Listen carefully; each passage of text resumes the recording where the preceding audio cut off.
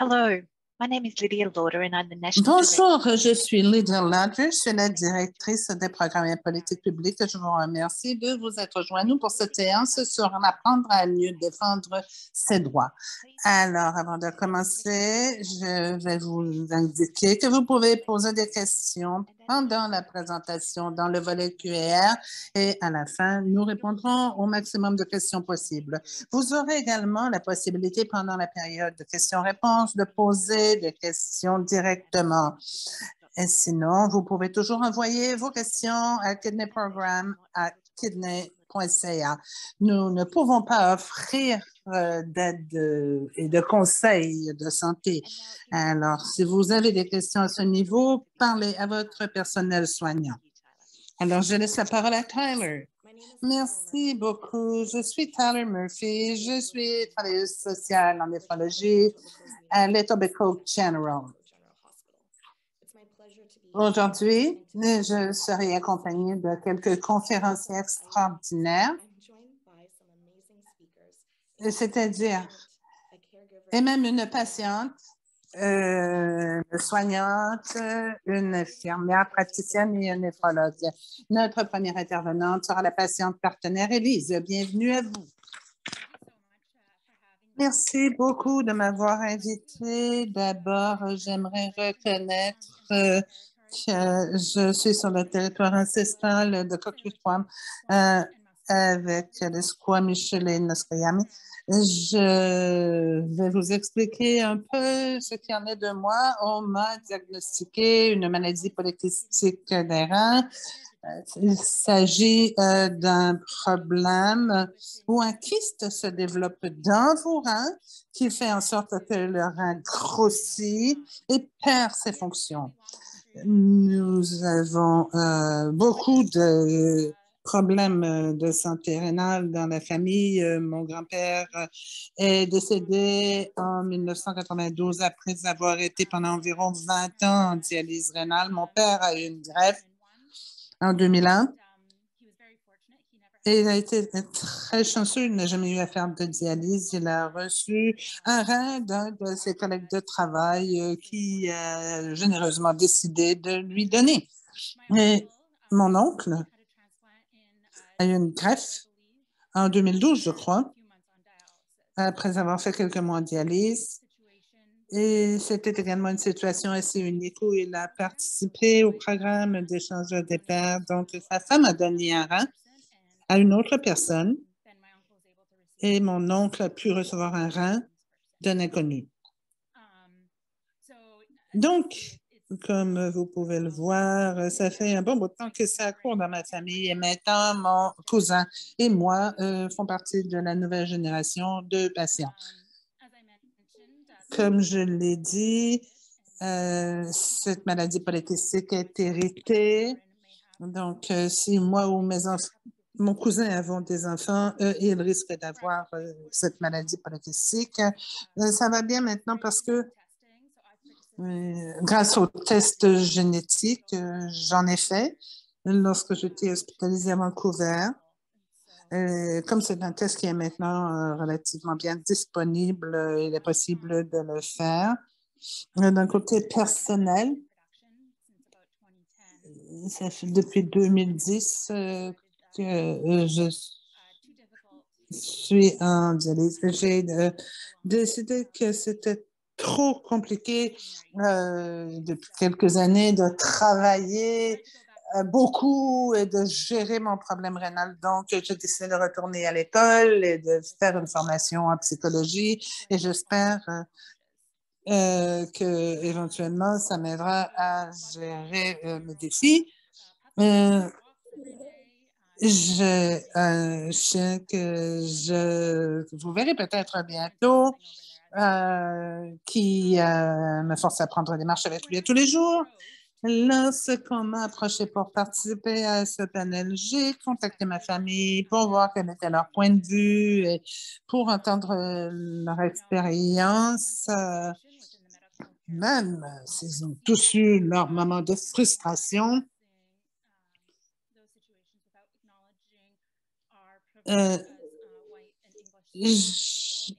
nous savoir que nous sommes privilégiés en tant que personnes de couleur ou personnes autochtones au Canada. Donc, jusqu'à 2022, il y avait des problèmes sérieux pour nous, pour pouvoir partager et participer au programme de santé.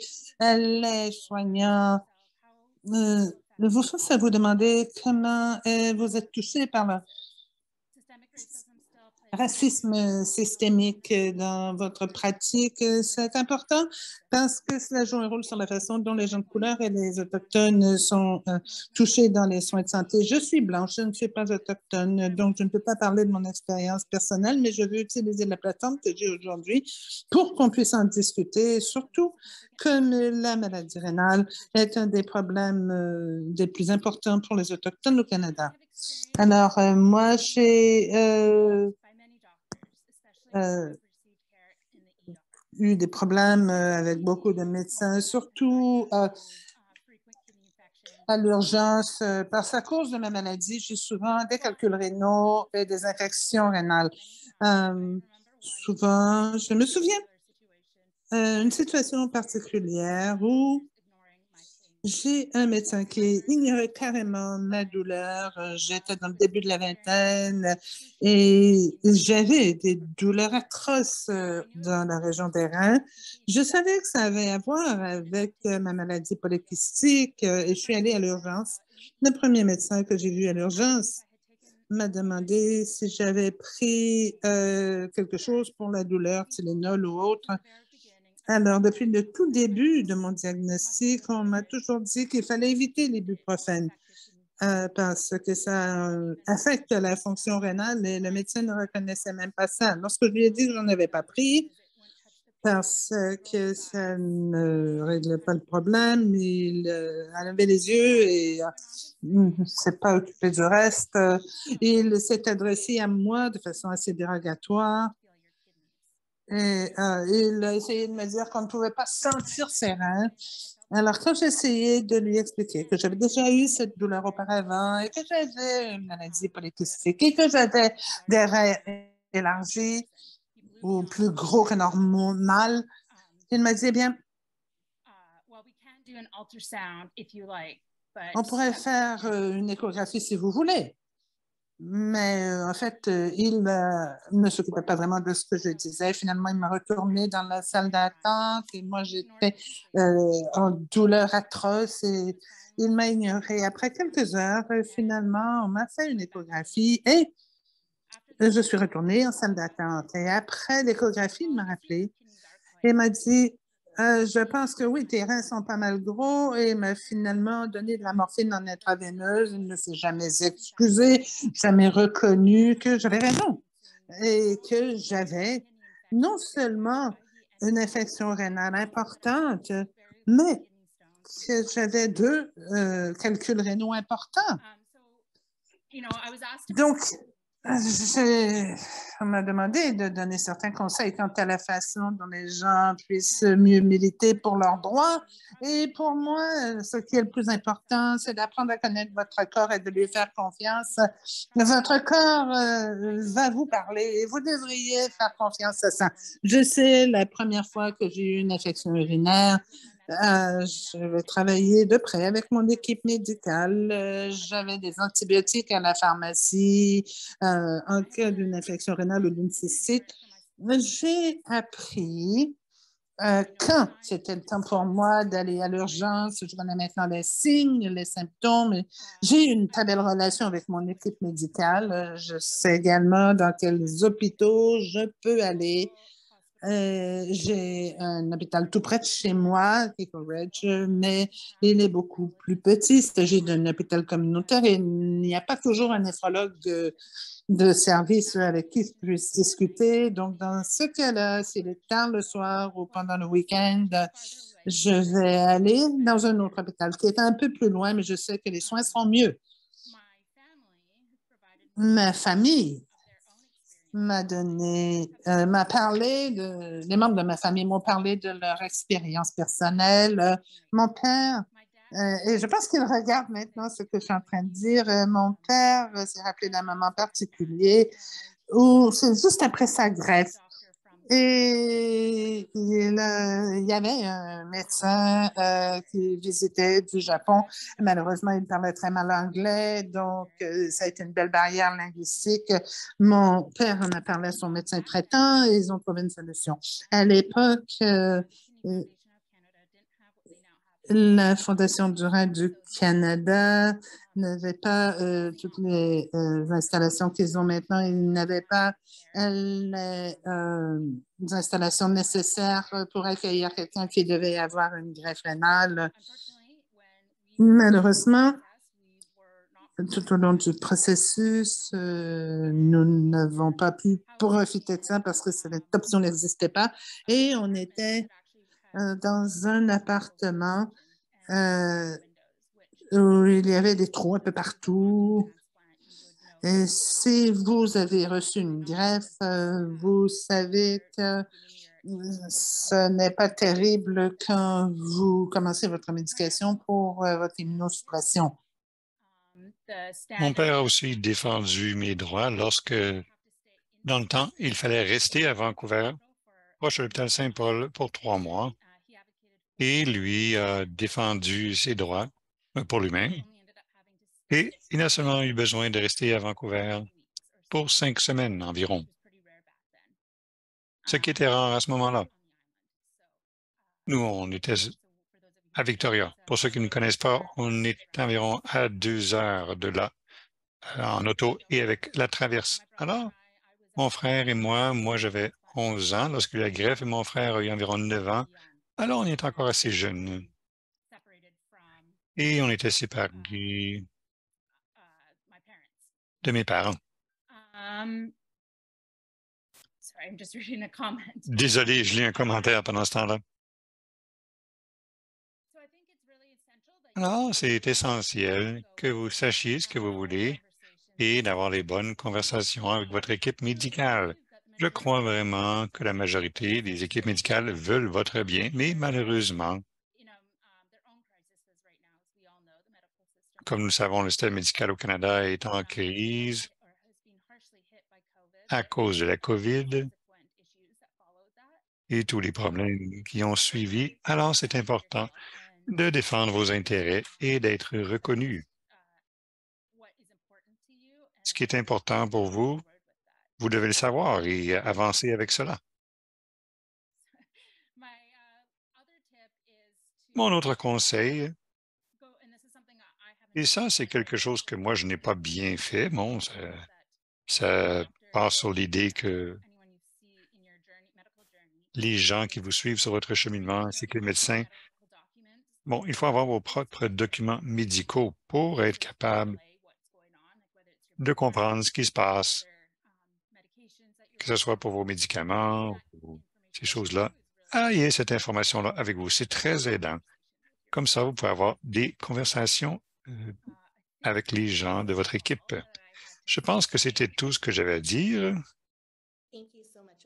Merci beaucoup, Elise, pour avoir partagé ces exemples puissants. Je suis sûr que plusieurs personnes dans cette séance le comprennent et je suis sûr que nous allons avoir beaucoup de commentaires et de questions pour vous plus tard.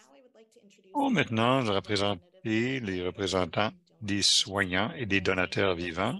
Francine, nous sommes très excités que tu puisses partager ton cheminement aujourd'hui. Alors, je vais te passer la parole. Merci beaucoup, Tyler. Et je vais parler de 2 points de vue en étant soignante et parfois aussi, je vais parler de ce que d'autres soignants vivent, autant personnel et aussi au nom des autres, et aussi étant une donatrice vivante. Alors, merci pour m'avoir donné cette occasion. Alors, pour commencer, moi, qu'est-ce que j'ai appris pour ce qui est d'appuyer la personne aimée dans ma vie qui a l'insuffisance rénale chronique ou IRC? J'essaie d'être très présente et j'essaie d'écouter autant que possible et de valider ce que j'entends. Bon, pour ce qui est de ce que la personne aimée, comment ce qu'elle vit, c'est parfois difficile parce que vous n'êtes pas la personne qui passe au travers de ceci, alors. Vous essayez d'être plein d'empathie, mais parfois c'est difficile. Et vous essayez de l'aller voir tous les jours. Bon, comment la personne va? Bon, je suis la soignante pour mon mari. Et le choix du moment pour les conversations et aussi les questions que je pose aussi, c'est très important. Parfois, il a des bonnes journées, d'autres jours moins bonnes. Alors, moi, je dois être à l'écoute de tout cela pour ce qui est du choix du moment. Moi, je suis là pour encourager, pour aider à appuyer de tant de façons différentes. Maintenant, pour ce qui est de militer pour quelqu'un ou de défendre les droits de quelqu'un, avant un rendez-vous médical, on discute quel problème il pourrait avoir et quelles questions il voudrait poser. Alors, on fait une sorte de révision de cela de temps en temps. Moi, je suis une personne qui aime agir. Et moi, ce que j'ai appris, c'est essaie de ne pas être trop prenante et laisse-le dynamiser la défense de ses intérêts autant que possible. Et ça varie aussi d'une fois à l'autre parce que parfois, bon, il se sent peut-être mieux et d'autres jours, mon rôle va changer dans ces journées-là. Pour ce qui est de quelles sont les choses qu'il est capable de gérer, bon, par exemple, lorsqu'il était sur la dialyse péritonéale rapidement, il a compris comment fonctionnait la machine et rapidement, on a partagé certains rôles. Moi, j'aidais pour ce qui allait chercher les fournitures, mais lui, il faisait toutes ses connexions. Bon, il était dans le rythme, si on peut dire, et il faisait ça tout seul. La deuxième partie de ma conférence aujourd'hui, c'est qu'est-ce que moi j'ai appris ou qu'est-ce que moi j'ai fait pour appuyer ma propre voix et mon bien-être en tant que soignant pour ne pas trop stresser. Je dois dire qu'au début, en 2015, lorsqu'il a été hospitalisé de façon urgente, ça a été tout un choc pour nous. Il n'y avait pas de symptômes avant le coup. On a été vraiment écrasés et vraiment stupéfaits au début. Parce qu'à ce moment-là, j'ai dû m'occuper de certaines choses et gérer les choses à la maison, ainsi de suite. Je suis devenu très stressé et épuisé. Et en tant que soignant, c'est un symptôme fréquent. On a tendance à exagérer, à tout en faire. J'étais tellement concentré sur les soins que, bon, parfois on s'oublie nous-mêmes dans le processus. Et nos émotions, ce sont des émotions qui sont très fréquentes pour les soignants. Peut-être qu'on devient irritable, frustré, impatient, et on sent même un peu fâché contre la maladie, pas contre la personne aimée, là, mais contre la maladie elle-même, avec notre sort. C'est ici où les groupes de soutien que la Fondation du Rhin offre est merveilleuse pour nous tous parce que c'est un endroit sécuritaire, ce groupe de discussion où on peut partager nos frustrations, mais aussi un endroit où on peut s'encourager les uns les autres et s'appuyer les uns les autres. Et c'est très aidant, ces groupes de soutien de pairs. Alors, moi, j'encourage les gens de participer pour le Caregivers Group, le groupe de soignants de Rhin.ca. Et j'ai dû aussi accepter mes propres limites. Comme je dis avant, je suis une personne qui aime ça, prendre les commandes et allons-y, faisons les choses. Mais j'ai dû vraiment accepter que certaines choses, je pouvais les changer et d'autres pas. Et il faut vraiment garder en tête, il faut développer cette attitude. Bon, lorsque je commençais à trop en faire, il fallait que je détecte ça et d'avoir cette conscience de soi. Ça ne s'est pas produit du jour au lendemain, j'ai dû développer cela. Et aussi d'être indulgente avec moi-même. Il y a certaines choses que je ne suis pas capable de faire et qu'il y aurait des bonnes journées et des journées pas si bonnes que ça. Il faut simplement l'accepter. Aussi, j'ai pris la décision de choisir d'avoir la bonne attitude. Alors, de rajouter de l'humour, par exemple, aux journées, mon mari a un excellent sens de l'humour. Alors, ça, c'est un don, et je suis bien chanceuse, et j'ai essayé de le développer moi aussi grâce à lui. L'autre chose que j'ai faite, c'est que j'avais plusieurs amis qui avaient offert de m'aider, et au début, je dis non, non, non, je suis capable de tout faire tout seul. Et avec le temps, j'ai commencé à accepter leur aide, et j'ai même contacté des membres de la famille, des amis, et aussi les gens à mon église pour accepter leur aide. Et avec le temps, j'ai aussi commencé à me réapproprier la partie de ma vie que je perdais. Bon, un certain degré de vie normale. Bon, j'ai récupéré une partie de ma vie. Lentement, j'ai commencé à faire des choses comme avoir des repas avec des amis et de faire des sorties sociales. des choses qui me valorisaient. Je me souviens aussi de m'être assise et d'avoir fait une liste des choses qui me donnent la joie, le genre de choses qui vont aider à me dynamiser, à me donner du carburant. Et je suis devenu très intentionnel. C'est pas juste que j'ai fait une liste, j'ai vraiment agi en fonction de cette liste-là. Alors, certaines choses comme, par exemple, je suis une personne de foi, alors m'assurer que je priais tous les jours, écouter la musique, ça nourrit mon âme. Et j'aimais chanter, danser, je m'assoyais au piano, je faisais semblant de composer ces merveilleuses pièces de musique, et ça m'aidait vraiment à me donner la force nécessaire. Alors, en tant que soignant, il faut absolument qu'on trouve le temps pour nous-mêmes. C'est la seule façon qu'on puisse continuer à donner et ça va nous soutenir à longue échéance. J'encourage tous les soignants de rechercher ces choses-là qui vous donnent la joie. Trouvez vos propres échappatoires, ne serait-ce que pour vous asseoir, respirer, un peu comme on entendait à la séance précédente, bon, la pleine conscience. Allez, sortez dehors, je ne sais pas, mais c'est tellement important de prendre ce temps-là pour vous-même, pour que vous puissiez être en meilleure forme pour vous occuper de la personne aimée. Et la dernière partie, c'est en tant que donatrice vivante et quels conseils ou exemples j'ai appris. Alors, dès le départ, je savais que je voulais être la donatrice pour mon mari. Alors, le mois suivant, on va célébrer 5 années depuis la greffe. Alors, les choses vont très bien à ce niveau-là.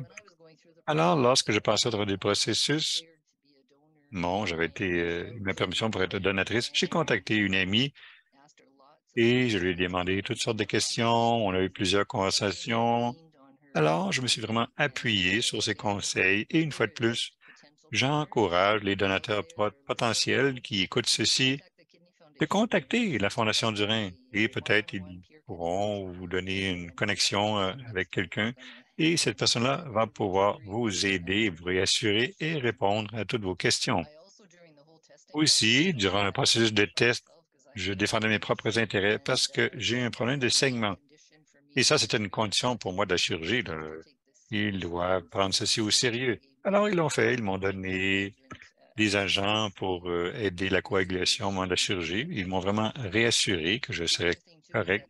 L'autre chose, c'est que le chirurgien, bon, l'urologue, bon, le résident, il répond à toutes mes questions. Le résident, en fait, il a même fait un dessin d'exactement qu'est-ce qui allait se produire durant la chirurgie. J'aime ça, l'anatomie, et je voulais vraiment tout comprendre.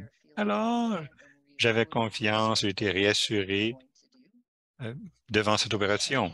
Et finalement, j'aurais bien voulu comprendre GFR, parce que moi, j'avais un chiffre dans la tête après la chirurgie pour savoir quel serait l'éventail des valeurs permises et c'était pas.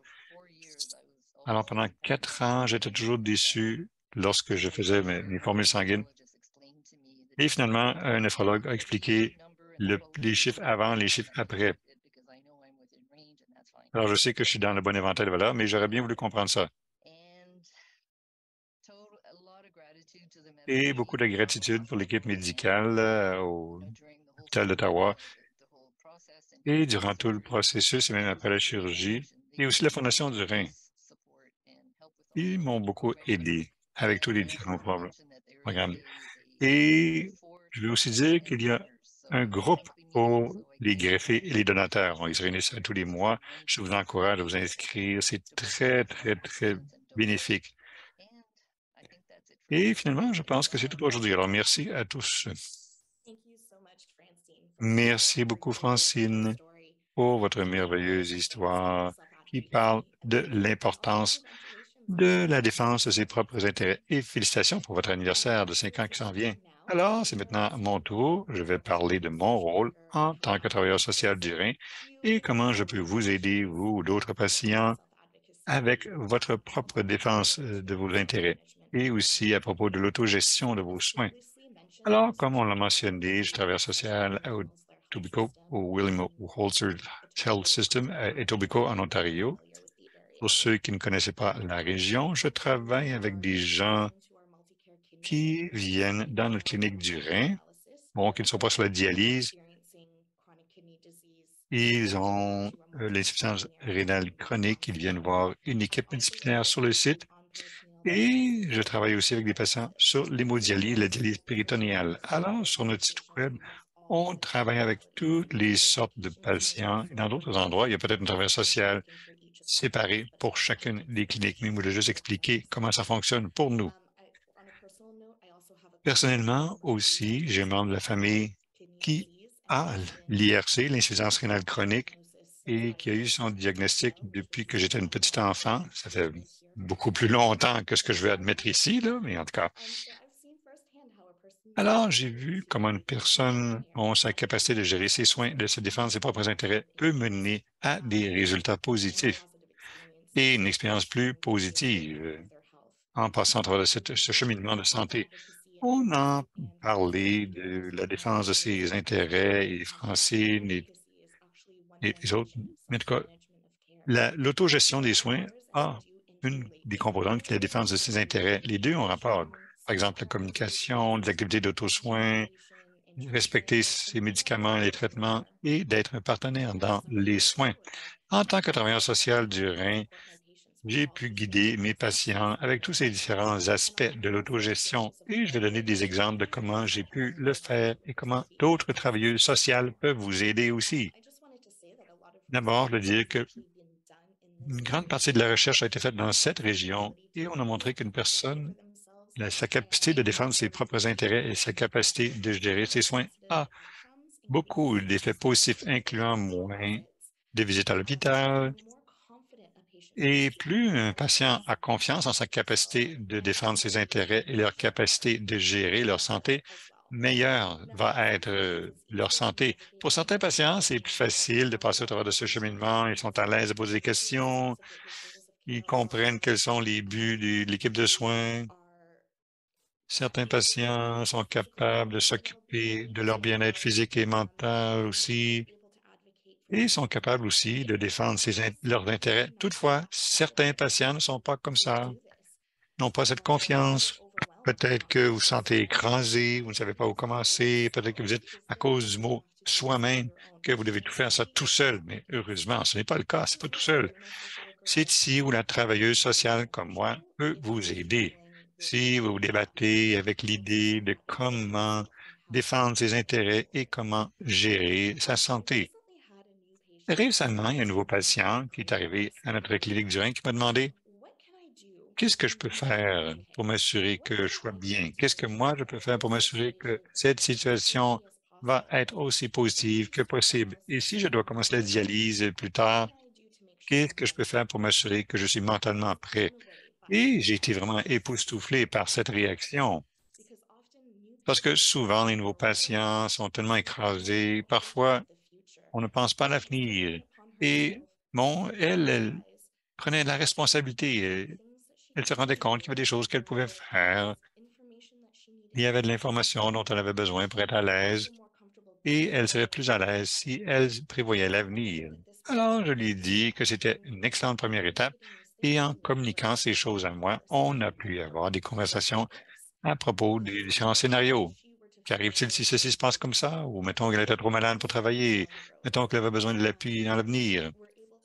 On a pu parler de différentes modalités déjà à sa première visite parce qu'elle était ouverte pour cela, heureusement. Mais d'écouter quelles étaient ses préoccupations et voir comment elle traitait l'information. J'essayais aussi de voir est-ce que c'est trop pour elle? Quelle information a-t-elle besoin maintenant pour être à l'aise? Et je voulais m'assurer qu'elle quitterait la clinique en se sentant dynamisée et en contrôle plutôt que de se sentir perdue ou écrasée. Alors, parfois, la défense de ses propres intérêts, ça peut sembler dans les petites interactions. On peut le voir dans les petites interactions. Bon, par exemple, poser des questions, s'assurer que vous comprenez. Si vous ne comprenez pas, c'est correct de dire, hey, j'ai besoin que tu le répètes. J'ai besoin que tu me l'expliques encore. We have some patients who are too worried to Nous avons ask. des patients qui sont trop inquiets pour poser des questions au néphrologue. Ils ne veulent pas poser les mêmes questions deux fois. Ils ne veulent pas sembler être incapables de comprendre. Non, ils écoutent. C'est juste que ça peut être tellement écrasant comme information que parfois il faut que ça soit répété. Et souvent, je fais la blague aux patients que moi, je ne suis pas une personne médicale. J'ai une équipe avec d'excellents médecins, d'excellentes infirmières, d'excellents nutritionnistes, d'excellents pharmaciens qui ont beaucoup plus d'informations médicales que moi. Alors souvent, je fais la blague avec mes patients que parce que je suis une personne non médicale, peut-être que je peux expliquer les choses en anglais simplifié ou nous décrire les choses différemment pour s'assurer qu'eux comprennent. Alors, la communication entre vous et votre équipe, c'est très important. Mais si vous n'êtes pas à l'aise avec cela ou vous ne savez pas à qui poser les questions, ou vous pensez que votre question est trop pas intelligente, parlez avec votre travailleuse sociale. On ne va pas vous juger pour les questions que vous posez. On ne se dira pas que c'est des questions niaiseuses et on va être là pour vous si vous voulez parler de certaines choses avec les gens. Et aussi, je suis impliqué dans un processus d'éducation pour des raisons similaires. Nos patients viennent à Modality Education ici sur le site avec nos merveilleuses infirmières. Ils obtiennent l'information et moi, j'arrive les journées suivantes pour vérifier, pour voir, avez-vous besoin de clarification? Que pensez-vous de l'information que vous avez reçue? Parce qu'une fois de plus, l'information peut être écrasante. Alors, parfois, il y a des gens qui m'ont dit, « Ah, ben, je voulais pas le dire à ce moment-là, mais je suis vraiment mêlé par ceci ou cela. » Alors, j'ai pu vulgariser, bon, en disant que je ne suis pas médecin ou infirmière, là. L'information que je donne, ce n'est pas de l'information, des conseils médicaux, bien entendu, je le dis toujours. Et il faudrait évidemment aller voir les infirmières ou les néphrologues si vous avez plus de questions. Mais la communication, c'est tellement important dans la défense de ses intérêts que vous défendez vos propres intérêts pour comprendre. Et si vous avez l'impression que vous êtes maltraité, en tout cas, vous allez vous défendre pour cela aussi. Mais il faut aussi s'assurer d'avoir autant de connaissances possibles pour pouvoir continuer le cheminement de façon éclairée. Et il faut savoir qu'est-ce qui se passe avec votre santé. Vous devez savoir qu'est-ce qui se passe avec vos reins pour prendre des décisions éclairées à l'avenir. Une autre façon que je fais ceci pour mes patients, c'est que parfois, on fait semblant d'avoir des conversations avec le médecin. On fait comme des jeux de rôle, des jeux de théâtre. J'ai un nouveau patient récemment qui est venu nous voir, malheureusement. Elle a commencé rapidement sur l'hémodialyse et je parlais à un de ses soignants qui a dit, « Ah ben tiens, on a un médecin dans la communauté qui travaille avec nous sur les autres aspects et je veux vraiment qu'elle reste avec nous, mais je ne sais pas comment lui poser cette question. » Alors, on a fait semblant jouer des rôles jusqu'à temps qu'elle se sente à l'aise d'aborder ce médecin-là et il voulait simplement se servir de moi pour se pratiquer. Alors moi, ça m'a fait bien plaisir. Bon, c'est jeu de rôle. Alors, la communication, c'est tellement important. Je dois le reconnaître. Et il faut tous reconnaître qu'il y a des gens qui sont plus à l'aise avec la défense de leurs intérêts, d'autres qui sont moins. Et moi, en tant que travailleuse sociale, je suis heureux de vous aider, les deux groupes de personnes. Et si vous voulez parler de n'importe quoi, s'il vous plaît, contactez une travailleuse sociale. Et parfois aussi, les gens veulent parler de leur frustration à propos du système. Alors, moi, je vais être une des premières à reconnaître que le système de santé n'est pas le meilleur et le système hospitalier peut avoir des barrières, des problèmes systématiques. Alors, si vous vous débattez et que vous ne savez pas à qui parler, vous ne savez pas quel est le processus pour ce qui est des plaintes ou des préoccupations, une fois de plus, en tant que travailleuse sociale, je peux vous parler de ce processus. Bon, à qui parler, si vous devez faire une plainte ou quelque chose comme ça. Moi, je peux vous donner de l'information sur ce processus. Bon, Francine aussi a parlé de l'auto-soin et les soins de soi-même. C'est aussi une composante très importante de la défense de ses intérêts. Et ce que je veux dire, c'est que une partie de la défense de ses intérêts, c'est vraiment agir pour vos propres intérêts, pour le bien de vous-même. Alors, se soigner soi-même, c'est pour vos propres intérêts. Alors, c'est très facile de se faire écraser par tout ce qui se passe et laisser la situation assombrir d'autres choses. Mais si vous ne vous occupez pas de votre bien-être physique et mental, ceci peut avoir un effet négatif sur votre santé aussi. Alors, il y a des patients qui viennent me voir pour dire, « Ah, je sais que je devrais être en train de faire plus d'exercice ou je sais que ça serait mieux si je parle à d'autres gens, mais je ne sais pas où aller ou je ne sais pas comment chercher des services de soutien. Avant d'être travailleur social à l'hôpital, j'ai travaillé pour une agence communautaire à but non lucratif à Toronto. Alors, moi, je sais que il y a des appuis dans la communauté, des soutiens dans la communauté, mais parfois, ça peut être très difficile de trouver ces ressources. Alors, une travailleuse sociale comme moi-même, souvent, peut avoir cette information-là. Alors, si vous débattez pour trouver des ressources, bon, des soutiens dans la communauté et que vous êtes motivé, vous savez que vous voulez obtenir ces soutiens, vous savez que vous voulez vous occuper de vous-même, mais c'est juste que vous ne savez pas où commencer. Peut-être que j'ai déjà l'information. C'est une autre façon par laquelle la travailleuse sociale peut vous aider.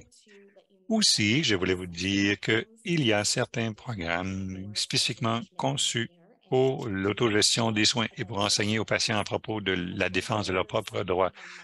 Malheureusement, pas dans ma région, mais votre travailleuse sociale a peut-être de l'information dans votre région. Je sais que nous avons eu un panel l'autre jour à propos des adolescents qui transitionnaient vers les soins pour adultes. Et il y a un programme de self-management qui s'appelle All You Need is Love. Tout ce que vous avez besoin, c'est de l'amour. Alors, il y a des programmes de services et de soutien qui ont été conçus et c'est peut-être bénéfique pour vous de parler à votre travail social pour voir s'il y a un programme similaire dans votre région. Aussi, je voulais terminer en disant que lorsque j'ai commencé en tant que travailleuse sociale du Rhin, une de mes collègues m'a dit qui était vraiment intéressant, ça m'est resté collé dans la tête. Pour ce qui est du cheminement pour la santé de quelqu'un, nos patients sont les gens les plus importants. C'est vous qui êtes sur ce chemin, ce voyage, et vous savez dans quelle direction vous voulez aller. Alors, pour les gens qui commencent, même pour les gens qui ça fait un bout de temps qui sont dans le voyage, si vous avez besoin de l'aide, parlez à une travailleuse sociale du Rhin. C'est un excellent commencement. Et pour moi-même, il me ferait bien plaisir de vous aider à naviguer dans votre voyage et les autres travailleurs sociaux dans votre vie aussi seraient bien heureux de vous aider. Alors, c'est comme ça que une travailleuse sociale peut vous aider. Je vois que nous avons des questions et nous allons répondre aux questions un petit peu plus tard. Alors, je vais passer le micro maintenant à André qui va parler de ceci, de son point de vue en tant qu'infirmier auxiliaire. Merci, Tyler. Oh, je vais partager mon écran. Alors, une fois de plus, je suis André, infirmier auxiliaire. Je travaille pour Trillium Health Partner et je suis un infirmier auxiliaire pour l'hémodialyse et j'ai commencé en étant un infirmier dans les urgences, mais ensuite, j'ai été dans le domaine de l'hémodialyse et mes yeux ont été ouverts à une nouvelle réalité. Bon, ce que c'est de vivre avec une maladie chronique. Et je pense que même si j'aime l'action et bon, de travailler dans le département des urgences, durant les 3 dernières années, lorsque je me suis joint à l'équipe rénale, j'ai grandi en tant que personne et cette croissance est venue des patients. Et ce que j'ai vu, et jusqu'à quel point ils se débrouillent bien dans leur cheminement. Et Tyler l'a très bien dit tantôt, vous êtes les facteurs principaux de votre soin, les drivers de votre soin.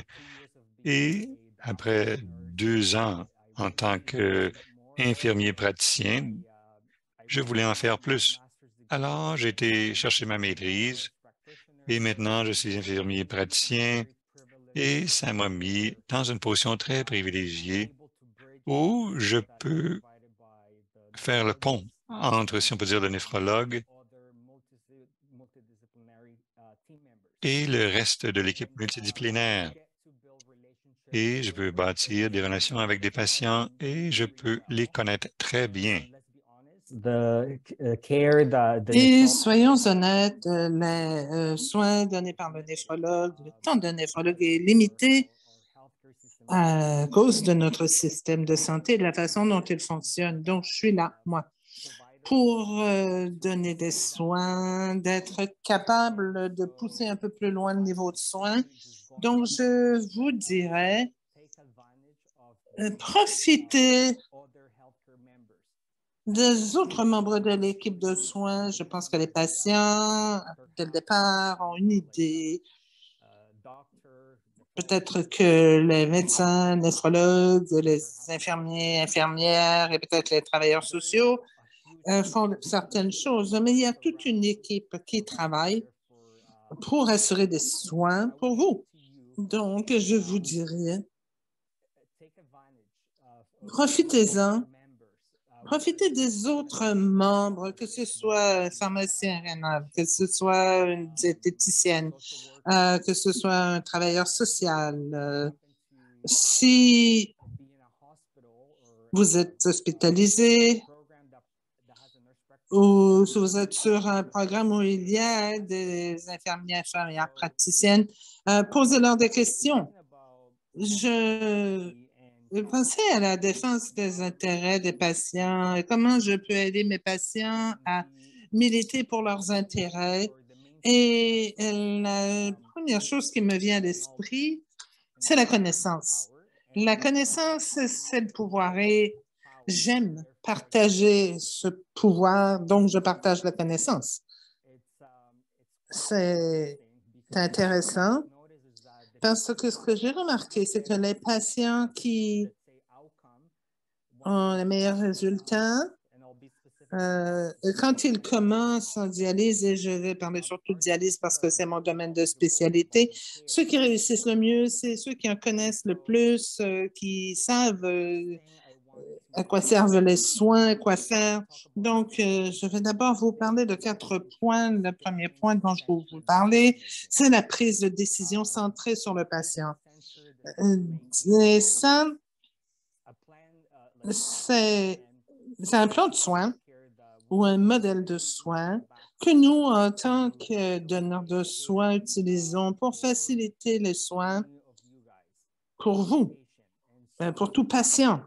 Donc, l'objectif de cette prise de décision centrée sur le patient, c'est de prendre une décision informée, basée sur des données probantes et scientifiques disponibles, les meilleures d'ailleurs, et qui aillent de pair avec le point de vue du patient ou ce qui est important pour eux.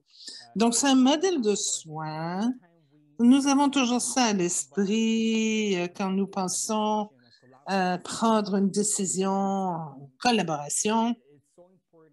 C'est important que les patients posent des questions parce que et qu'on puisse partager et qu'ils partagent avec nous ce qui est le plus important pour eux et ce qu'ils veulent obtenir de la dialyse ou de tout autre soin qu'ils peuvent recevoir. Donc, quand on commence un nouveau plan, une nouvelle modalité, que ce soit de l'hémodialyse, que ce soit de la dialyse péritonéale, j'encourage les patients à poser des questions. Et il y a beaucoup de sujets. Vous pouvez poser des questions sur tous ces sujets. Je sais que beaucoup de mes patients ont des questions au type de fistule qu'on leur mettra ou peut-être qu'on va utiliser un cathéter. Donc, au début, il y a beaucoup d'informations partagées avec le patient. On essaie de leur donner beaucoup de connaissances. J'essaie de reconnaître ce fait. Donc, parfois, je vais demander à mes patients de venir avec un membre de leur famille. S'ils n'ont pas de membre de famille qui peut venir avec eux, qu'ils amènent un ami. Mais si ce n'est pas le cas, je vous encourage à établir une relation avec l'un ou l'une de vos infirmières, de poser des questions. Et vous allez voir qu'en posant des questions, et vous en connaîtrez davantage sur peu importe le sujet, de me poser des questions Pourquoi est-ce que vous utilisez une aiguille verte plutôt qu'une aiguille bleue? Pourquoi est-ce que je dois prendre telle chose? Pourquoi est-ce que je dois prendre ce type de médicament? Et pourquoi est-ce que ma tension artérielle est si élevée? Quel est le meilleur médicament pour la tension artérielle? Je ne sais pas, moi, si un médecin vous donne un médicament donné, un médicament A, un médicament B, vous pourriez demander est-ce que c'est le meilleur médicament que je puisse prendre pour la gestion de mon hypertension ou est-ce le meilleur médicament qui existe ou qui a le moins d'effets secondaires? Posez ces questions-là et vous serez étonné de voir l'information que vous pouvez obtenir. Et je pense que quand vous commencez à avoir ces interactions avec le personnel soignant, vous avez davantage de pouvoir sur vous et sur votre maladie. Donc, si vous n'avez pas d'amis ou de membres de la famille qui puissent venir avec vous, je vous encourage à établir des relations avec un professionnel de la santé. Généralement, ce sont des infirmiers ou des infirmières parce que ce sont les gens qu'on voit le plus souvent. Et posez des questions et vous allez voir que vous allez commencer à acquérir certaines connaissances quant à ce qui se passe et vous allez être prêt à poser des questions au néphrologue quand il fera sa ronde sur certaines questions particulières que vous pourriez avoir. Tyler en a parlé et c'est super important. Il faut utiliser, ici c'est écrit pain pour douleur, mais c'est plain, donc un langage normal. Lorsque nous sommes des soignants, et je vous donne mon point de vue, nous devenons, je ne veux pas dire désensibiliser, mais ça devient plutôt une norme d'utiliser un certain langage, une certaine terminologie, certains mots. Et on le fait parce qu'on veut être précis, scientifique, donc on aime utiliser des mots scientifiques quand on parle de procédure ou de médicaments. Mais je vous encourage, si vous ne comprenez pas, à poser des questions, à demander à vos soignants d'expliquer ça de façon différente, en langage courant. Et si vous ne comprenez pas un mot, par exemple, néphrologie, demandez-leur ce que ça signifie. Qu'est-ce que la néphrologie? Quel est l'équivalent de la néphrologie? Et quand vous entendez rein, rénal, ça a peut-être une connotation différente pour vous.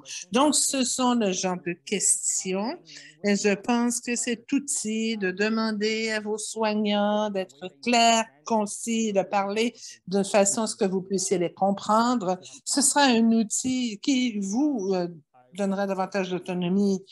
Je vous dirais également, dites quelles sont vos craintes, exprimez-les. Ça n'a pas d'importance. Je sais que certaines personnes ne veulent pas sembler vulnérables, mais permettez-vous d'être vulnérable et exprimez vos craintes avec les soignants. J'ai peur que si je reste en dialyse, je n'aurai plus le même aspect ou si j'ai un cathéter d'épée, à quoi ressemblera mon ventre? Est-ce que je serai capable de continuer à faire de l'exercice comme j'en faisais? Et je pense que ce sont des discussions très intéressantes et ça, c'en est une. J'ai peur de devenir un fardeau et ça, je l'entends souvent. Et les gens, les patients s'isolent parce qu'ils veulent protéger les membres de leur famille en disant je ne veux pas être un fardeau pour eux. Et je vous dirais que c'est une mauvaise idée parce qu'on le sait quand vous êtes submergé d'informations. Et encore une fois, je vous encourage à partager vos craintes, la façon dont vous vous sentez, parce que nous, ça nous aide à comprendre à travers quoi vous passez, ce qui vous passe par la tête à ce moment-là, et on vous peut-être vous offrir une séance supplémentaire pour mieux vous expliquer ou planifier une séance avec un travailleur social qui vous aidera à prendre de meilleures décisions. Donc, exprimez vos craintes. Et pour résumer tout cela, je vous dirais que lorsque vous travaillez avec un groupe d'appui, que ce soit famille, amis ou autres soignants, lorsque vous avez intégré Et on demande aux gens, lorsqu'ils commencent la dialyse, qu'est-ce qui est important pour eux s'ils comprennent bien la maladie rénale et s'ils comprennent quel sera le résultat pour l'avenir. Donc, lorsque vous aurez exprimé ce que vous voulez d'un plan de soins, peut-être je ne veux pas de dialyse le samedi ou la dialyse péritonéale, c'est trop pour moi. Je ne sais pas comment je vais faire ça. Et donc, ce sont des décisions prises par le patient, ce sont des décisions que vous êtes en mesure de prendre et faites-vous entendre, n'ayez pas peur. Et quand vous demandez des explications simples, claires et que vous aurez exprimé vos craintes, c'est là que vous vous sentirez à l'aise de prendre les décisions de traitement. Et c'est ce qu'on appelle un consentement éclairé. Vous avez entendu consentement. Consentement, c'est quand on est d'accord pour un traitement médical. Et je vous dirais, ne prenez pas ça à la légère.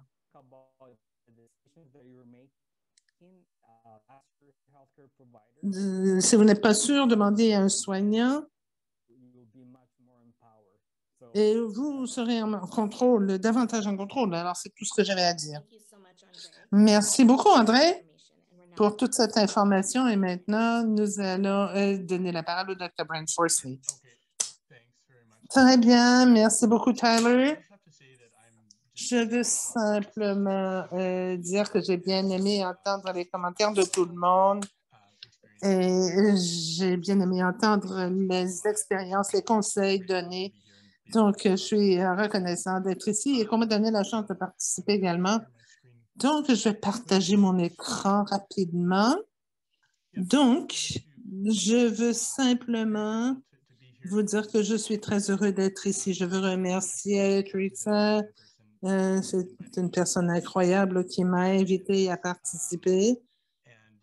Et je vis et je travaille sur le territoire traditionnel non cédé de Okanagan. Et je suis heureux de pratiquer dans ce point-là. Honnêtement, je me suis creusé la tête en écoutant les autres conférenciers et j'aurais pu carrément éliminer ma présentation à cause de tout ce qui a été dit, de la profondeur des propos. Tout a été bien exprimé. J'ai bien aimé entendre l'expérience d'Élise et des autres. J'ai entendu également dire qu'il fallait établir des relations avec les soignants, apporter des documents, être prêt. Ce sont des commentaires incroyables. J'ai bien aimé également ce que Tyler et les autres ont dit également, d'établir des relations. Bon, moi, je pense que je vais me concentrer sur quelques points seulement. Et je veux vous raconter une histoire qui s'est produite une semaine à peu près avant qu'on m'invite à participer. C'était un examen de routine. Je voyais quelqu'un pour la première fois et j'expliquais leur problème rénal. J'ai fait des tests. L'idée, c'était de me rasseoir avec cette personne une fois les tests faits, donc dans quelques semaines après. Et c'est avéré que je les ai vus 4 ou 5 mois plus tard, finalement. Et je lisais les notes de consultation et je regardais le calendrier et je me suis dit, mon Dieu, mais qu'est-ce qui s'est passé?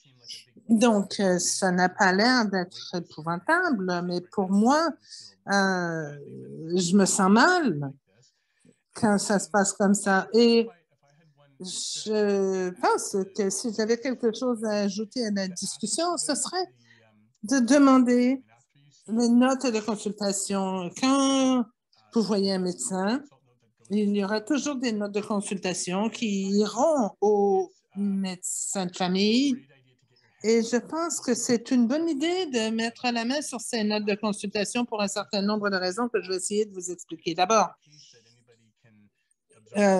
ce n'est pas tout le monde qui est capable d'absorber toute l'information du premier coup.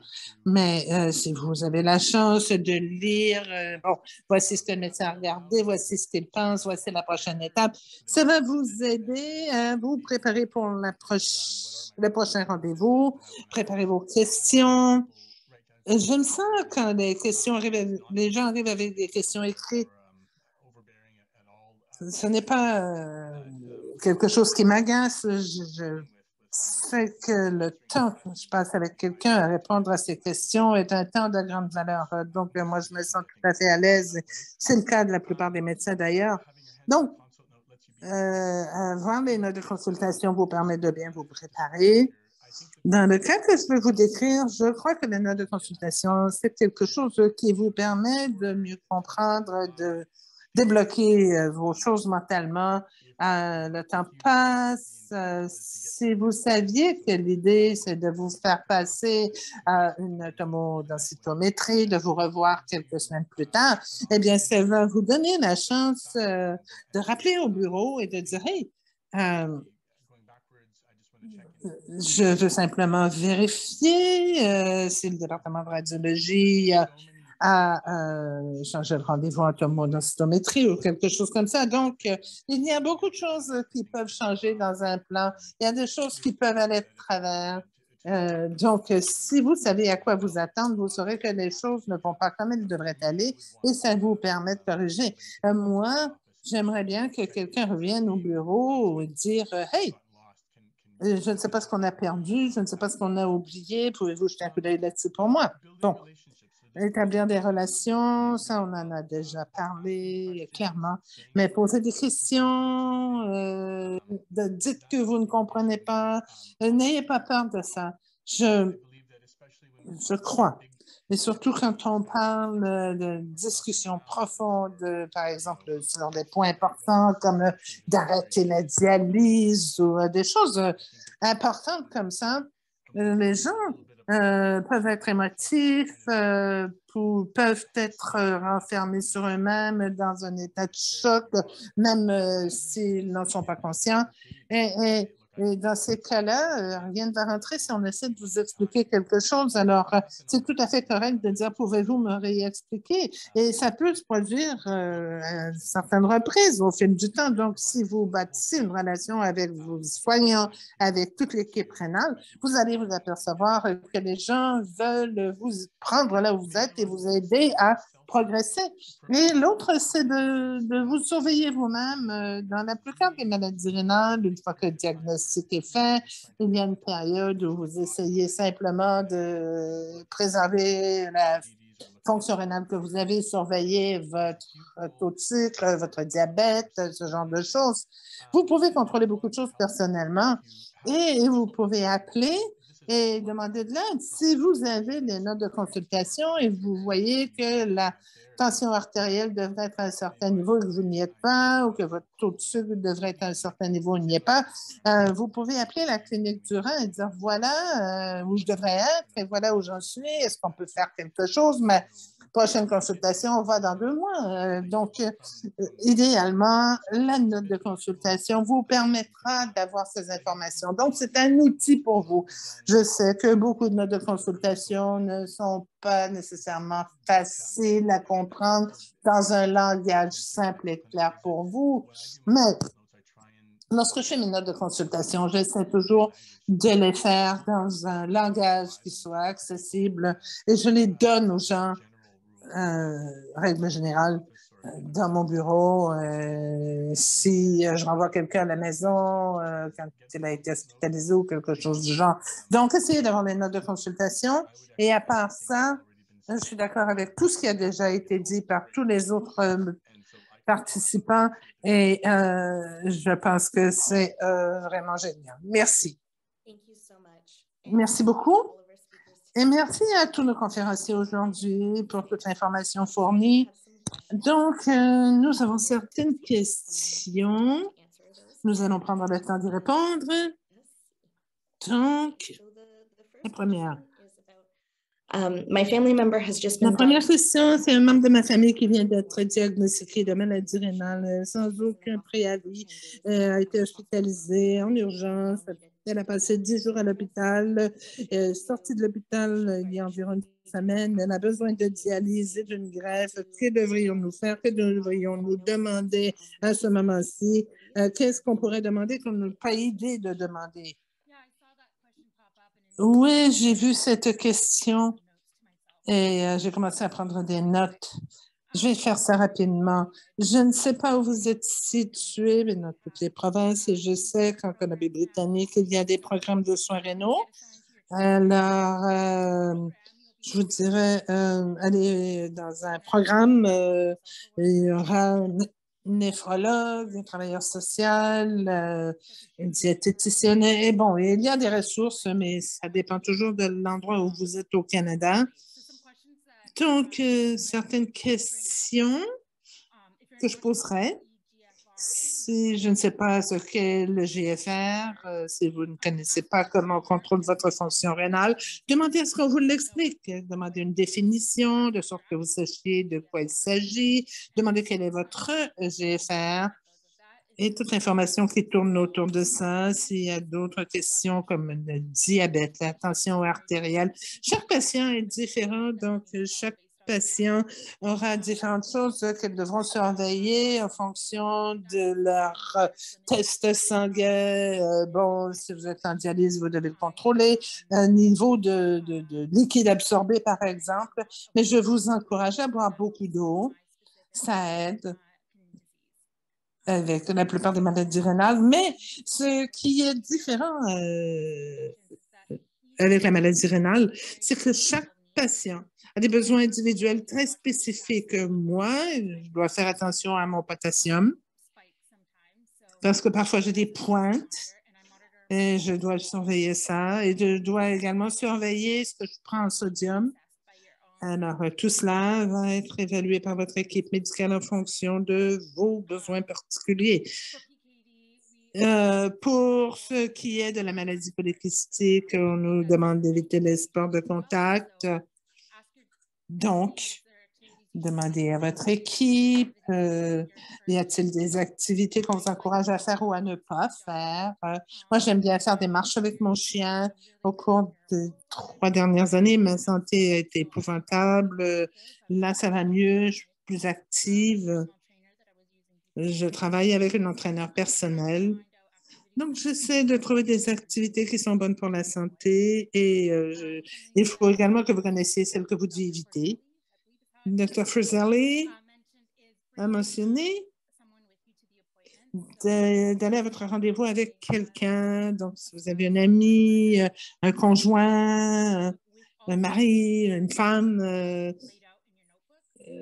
prenez des notes, allez à votre rendez-vous avec quelqu'un et posez vos questions. Donc, l'un de mes premiers rendez-vous, j'ai été avec ma cousine et elle a posé beaucoup de questions. Et moi, j'ai posé mes questions, mais elle, avant de quitter, elle a également posé des questions. Donc, ça aide beaucoup. Parce que quand vous êtes le patient, c'est très difficile d'absorber les informations qui vous sont données. Donc, si vous avez quelqu'un avec vous, ça aide énormément. Elle prend des notes pour vous et ça aide beaucoup. D'autres points, je sais que ça achève, mais demandez. Votre programme de greffe et de dialyse, pour la dialyse, il y a plusieurs options maintenant. Et c'est toujours particulier pour chaque patient. Alors, vous pouvez discuter de chacune des options, des pour, des contre, évaluer en fonction de votre style de vie. Moi, je ne veux pas faire de dialyse péritonéale. Du moins, je ne le crois pas. J'aime mieux faire de l'hémodialyse, mais ça, c'est moi. On a tous des styles de vie différents. Différentes options sont offertes également pour correspondre à votre style de vie et vos restrictions également. Il y a certaines options de dialyse qui font que vous devez diminuer votre prise de liquide, surveiller votre alimentation. Moi, Je n'ai jamais reçu mes notes de consultation personnellement, mais je pense que c'est une méchante bonne idée. Alors, maintenant, je vais le faire dans l'avenir. Je vais les demander et il faut voir quel hôpital vous irez. Moi, je sais que où j'irai, chaque hôpital a une infirmière être titrée qui va travailler avec les donneurs potentiels. Tant que receveur, je n'ai rien à faire avec le processus d'attribution du donneur. On me mettra en contact avec une infirmière, mais je n'ai rien à voir avec le reste du processus. Il faut comprendre qui sera votre équipe. Si vous êtes pour recevoir une greffe, il faut comprendre le processus. Merci, merci Elise. Je veux simplement vous dire, sentez-vous tout à l'aise de poser des questions pratiques où on va à partir de maintenant, où est-ce qu'on peut stationner, poser des questions sur les visites avec la COVID, est-ce que les restrictions ont été levées, est-ce qu'un membre de la famille peut poser ces questions, est-ce qu'un membre de la famille peut vous visiter. Alors, j'ai des membres de famille qui m'ont demandé de voir la machine de dialyse, m'ont demandé d'expliquer comment ça fonctionnait. Et comme André l'a dit, c'est important d'avoir ces connaissances-là. Ça vous donne davantage de contrôle sur votre vie. J'ai vu qu'il y avait une question sur la façon dont avoir accès à des travailleurs sociaux. Dr. Forsley l'a dit, il faut être référé par un programme rénal pour avoir accès à des travailleurs sociaux rénaux comme moi. Chaque clinique a ses propres critères d'éligibilité, donc demandez à votre médecin, à votre néphrologue pour savoir s'il y a une clinique rénale. Mais si vous avez besoin d'une équipe multidisciplinaire, ils s'en occuperont. Mais je vous dirais que la Fondation Durand est une belle source de soutien, d'information. Donc, si vous avez besoin d'informations, vous avez de la difficulté à en avoir, vous n'avez pas accès à un travailleur social, vous pouvez rejoindre le programme de soutien des pairs de la Fondation Durand. Ils ont des programmes super qui, c'est sûr que vous les connaissez parce que vous êtes venu au forum, mais bon. Et il y avait un commentaire également que il y a quelqu'un qui parlait de défendre ses droits, travailler avec la diététicienne. Je vous dirais parler avec votre médecin, voir s'il y a une clinique dans votre coin et voir ce que dira votre médecin. Et le système canadien peut être frustrant parfois, je le reconnais. Il y a une question quant aux notes cliniques et à prendre des notes lors des visites. Ça me rassure de savoir que les médecins prennent ça au sérieux. Oui, bien sûr. Merveilleux. Nous manquons presque de temps. Donc, je vais remercier tout le monde de s'être rejoint à nous aujourd'hui. Je veux tous vous remercier les conférenciers pour les informations qu'ils nous ont données. J'espère que tout le monde a trouvé ça utile. J'étais très heureuse d'entendre mes copanélistes également. Je remercie tous ceux qui ont participé pour avoir écouté ce qu'on a dit. Merci aux conférenciers d'avoir répondu aux questions. Et je vais maintenant redonner la parole à Lydia. Merci beaucoup à tout le monde qui a pris la parole aujourd'hui. Et sur ce, j'aimerais vous inviter à la prochaine session sur la recherche qui sera suivie de Venez cuisiner avec nous. Alors, j'espère qu'on vous reverra bientôt.